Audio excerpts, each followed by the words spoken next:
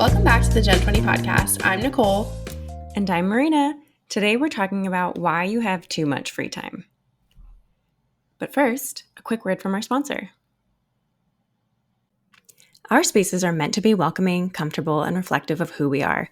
Whether it's a cubicle, home office, living room, or game room, it's only natural to want to make your space your own. You could go with the big box store art canvases that are mass-produced and match whatever's trendy this season, or you could find artwork that truly reflects your interests and passions. Whether you want to represent your inner Whovian, channel Mulan, or remind yourself to grab another cup of coffee, Fandemonium Design has art prints to bring joy to your space, available in a variety of styles and sizes to fit small pockets or a whole wall. Check out the full selection of prints and more at www.fandemoniumdesign.com and follow the adventure on Instagram, Facebook, TikTok, and Vero at Fandemonium Design.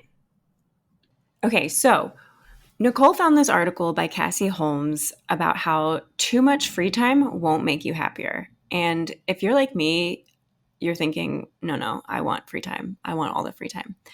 But this writer and researcher found that the sweet spot is actually like 2 to 5 free time hours. Free time hours? Is that right? 2 to 5 hours of free time per day. And I don't know about you, but all of a sudden I thought, wow, 5 hours sounds like a lot of free time. I don't know what I would do with myself. So, Nicole, what do you think? Are we having too much free time? Is there such a thing? Yeah, so I think it's really interesting because as we were talking about, as we were discussing this potential topic, we were talking about the difference between free time and downtime. Mm-hmm.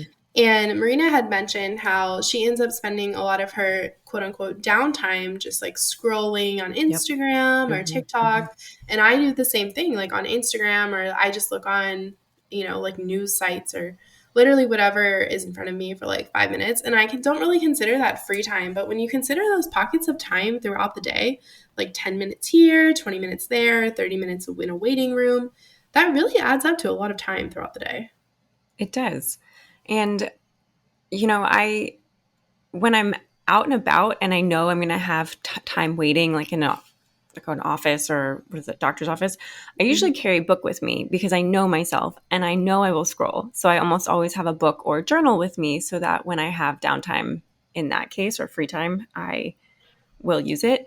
But I think about, after work, my free time before bed, that like window of like, okay, finishing work, maybe do a workout, cook dinner, and then you have a couple hours before bed.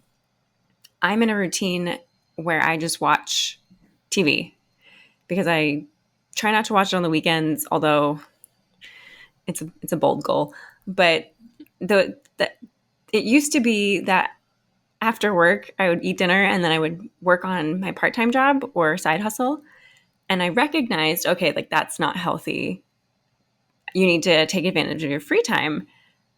But I don't know what to do with my free time. Mm-hmm. And so it's interesting because obviously when my schedule is packed really full, it's overwhelming. I feel like I can't breathe or get my head on straight. Mm-hmm. But when I have unallotted free time, I don't know what to do with myself. Mm-hmm. Mm-hmm. Yeah, I think for me, for part of my like free time, like honestly, I just like to be by myself and like lay in silence. Mm-hmm. Like I like like middle school, laying on the floor, Taylor Swift playing, staring at the ceiling. Exactly. Like I don't know, that's like relaxing. And it's like I don't want all this like stimuli around me. And because further in this article, she discusses the idea of being time affluent, which is basically that when you're like the way you're spending your time makes it feel valuable or not valuable. So if you're just sitting there scrolling, you probably don't feel like that's a very valuable use of your time. Mm-hmm. But if you're doing it like exercising, so there's a couple things she says in the article to make your time feel more valuable. So she says, get moving, practice acts of kindness, experience awe, and witness accomplishment. And I think that's interesting because to me, that's just like things that add value to your day as a whole, but not necessarily adding free time to your life or making use of that free time. Because when I think of like like, I guess when I'm like, oh, I'm going to exercise, to me, that's not like a use of my free time. Like, that's kind of like a check mark on my to-do list. Same. Right? It's like you have to get that done in order to like live a healthier life. Mm-hmm. Allegedly. And allegedly, that's what they say. And I just think it's interesting because in my schedule, like I don't have the same amount of time every day for like free time things. Mm-hmm. And like we have a daily rhythm we follow in our house with our family. And there are ways that I use my time. And I think like the whole reason she kind of like pursued this research is because she didn't feel like she had enough hours in the day.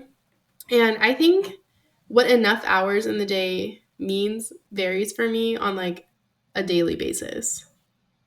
Like when I look at my to-do list, it's like some days it's work heavier, some days it's home heavier. You know what I mean? Yeah. Do you know what just popped up for me when you said that? I think the only times I feel like I don't have enough hours in the day is when I'm trying to get specific types of work done on a specific timeline. And Mm-hmm. really, it's that I don't have enough energy Mm-hmm. in the day. Mm-hmm. Um, Mm-hmm. because and obviously, if I, scrolled less, there's always things you can do less of that will give you more time. But I wouldn't know what to do with myself because I don't have that same energy I need to accomplish a certain task. Mm-hmm. And I wonder if the concept of productivity really is what drives the like free time, downtime, relaxation problem. Mm-hmm. Because for me, free time, like on the weekends, is when I have free time. And I will usually try to plan something with friends or go for a walk or do a house project, rearrange my room, reorganize furniture, whatever. Mm-hmm. But downtime to me is when I am trying to relax and I'm making no plans. Mm-hmm. And yeah, too much downtime. Like if I had a whole weekend of downtime, I would just be kind of sad at the end because I would have just laid on the couch resting. Mm-hmm. But this idea where you have to, I think we often feel like, oh, my free time has to be productive, it has to have value. Mm-hmm. But we are so trained that productivity is like a work thing where you're like accomplishing tasks and not experiencing it or living in the moment. So I don't know, that just came up for me and I'm like, something to journal about. Mm-hmm. Yeah.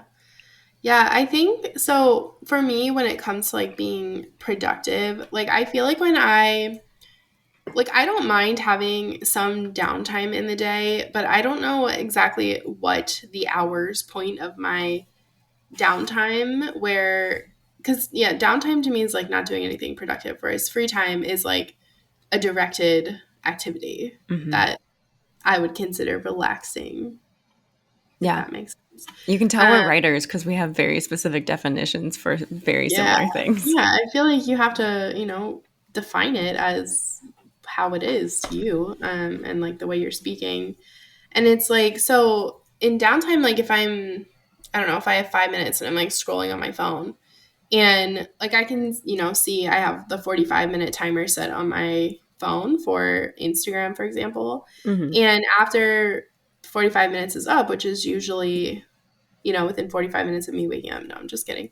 It's more or She's less, not. yeah, I am. But it's definitely before noon every day. And I'll be like, okay, so I've already had 45 minutes of downtime so far. And it's like, is this like some days I'm like, oh, it's fine. I don't really have the energy to do anything else. Like this is how I want to be spending my time. But Mm-hmm. then in other days, I'm like, this is an absolute waste of time. Like this is a huge shit show and I need to stop doing this. Yeah. And it's really interesting how that like varies day to day. And I think it comes back to that energy where Mhm. if I'm tired and I have unallotted time, I don't know what to do with myself because obviously if it's Mhm. like 5 p.m., it's too early to go to bed, too late to take a nap. Is it though? Too early to Well, go to bed? you Just know, kidding. the fun thing about being an adult is that you can make your own decisions. No, 5 p.m. is often too early to go to bed. But I think this idea of having activities that you genuinely like to do that fuel your soul or get you excited and aren't Mm-hmm. productive, like productive in the sense of like an end goal of, I don't know, financial gain is Mm-hmm. how I kind of tend to think of productivity. And it's not, I swear there's a point here. I feel like having dedicated things you enjoy to do, like Cassie was saying or writing, you know, walking, going for a walk, enjoying art, going to a museum, Mm-hmm. things that enrich your life just because you enjoy them and not for any other reason is a really important way to spend our free time that we Mm-hmm. often put off because it's like, oh, I don't have enough time for that. I need to be productive. I need to get stuff done at the house. I need to plant, like, start 5 more businesses, Nicole, and um, things like that, where there's always, I don't know, these to-do lists kind of run our lives. Mm-hmm. And I think when we're given free time, we don't use the power of that for good. Mm-hmm. Yeah, she talks about having a general sense of purpose and Mm. how having too much free time takes away from your sense of purpose. So I think part of this too is like also feeling like you have this purpose and productivity in other areas of your life. Because, for example, like with work, when I'm not feeling I'm being my most productive, I feel like not that I don't deserve free time, but that I want to be using my free time to be continuing to work towards my work goals Oh, and things like that. my brain just thinks you don't deserve to rest because you're not working hard enough. We'll work on that in another episode, guys. Yeah, that's something else we need to talk about, Marina. Yeah, I mean, we all deserve to rest. And I think it's not that, like, for me, it's not that I don't, like, it's just that I want to use my free time to work when I feel like my sense of purpose is, like, not being fulfilled. Mm-hmm. And on days where, like, specifically weekends where our daily rhythm is a little different, we have more flexibility in our schedule and such. Those are the days where I find myself being like, oh, like I can find all these pockets of time to like do work. Yeah. Yeah, which is so weird. I have to actively not work on weekends, which Yeah, usually means I channel my frenetic energy into house projects. yeah. Don't we all, man? Don't we all? Yeah. Like this weekend, I'll be fixing my garage door that I ran into this morning. Last night I built furniture. Was it IKEA? No, it was from Target. Oh, I'm turning a little clothing wardrobe rack into a plant stand. oh, fun. Did you Yeah. find that hack on TikTok? I did That's not. funny. I found it on Pinterest. Yay. Old I'm school. excited. I've been on Pinterest lately too. Yeah. I think just being in my 30s and realizing that the only person who can decide how I spend my time is me is like Mm-hmm. really powerful, but also Overwhelming. a little bit overwhelming. Yeah. And I think that comes up with too much free time or too little free time is that we feel overwhelmed with not enough space to catch our breaths or too much time to sit and contemplate how we're spending our time. Mm-hmm. So Yeah. yeah, Yeah. too And I much free think, time. Not a yeah, good I thing. think honoring your energy day to day. And for me personally, I think I've mentioned this before in past episodes, but I don't operate on a daily to do list. I operate on a weekly to do list. And obviously, like, there are things in there that's like, I have to have this done by a certain day or whatever. But in general, I can look at my to do list on any given day at any given time and be like, this is what I have the energy for Mm-hmm. right now. And I feel like that helps me also understand a little bit better when I need to use my energy for relaxing, whether that means like reading and taking a long hot bath, it means going on a long walk, it Mm-hmm. means getting out of my house or perhaps going to Target or, you know, doing any like number of things that I find relaxing because these things aren't meant to be your whole life. I think they're meant to complement Yeah, your work and what it doesn't even have to be work that gives you a sense of purpose, but what makes you feel most valuable and where your talents are most utilized. Yeah. I agree.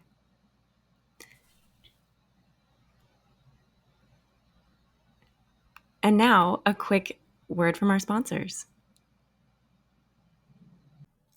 Your wedding is one of the most important days of your life, but in the blink of an eye, it's over. 94% of couples who didn't hire a wedding videographer say they regretted it. Your wedding video allows you to relive your big day, listen to your vows, and see your loved ones in motion. Acquainted Wedding Productions specializes in wedding videography and event live streaming. Based in Philadelphia, Pennsylvania, Acquainted Weddings works with couples up and down the East Coast to capture their big day. Visit www.acquaintedweddings.com to find out more. Mention GenTwenty in your inquiry to receive 20% off any video or live streaming package. This has been another episode of the GenTwenty Podcast. Thanks so much for listening. We'd love for you to leave us a rating and a review, and we'll see you next time. Bye. Bye.